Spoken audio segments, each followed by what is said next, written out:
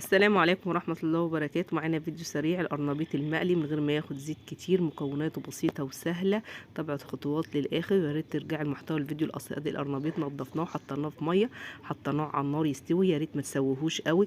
معانا بيض، معانا توابل، معانا خضرة، معانا توم. حطينا الخضرة مع التوم ضربناهم لوحدهم. بعد كده كوباية من الدقيق على كوباية من النشا، بتقلبوهم مع بعض، بتمزجيهم. تحط المية حبة بحبة لحد ما يمتزجوا زي خليط الكيك كده بالظبط. وبعدين بتخلي القوام تقيل، بتنزلي عليهم البيض، بتضربي ضرب سريع عليهم لحد ما يبقى القوام تقيل زي ما انت شايفه. تخفق البيض عليهم مع التوابل بتاعتك، فلفل، كمون، بهارات، اي توابل عندك تحطيها متاح، عصرة ليمونه. تقلبي كل الخليط مع بعضه، بتنزلي عليه بالخضره، تقلبي الخضرة مع الخليط. اهم حاجة القرنبيط بتاعك ما يستويش قوي، ادي حاجة. الحاجة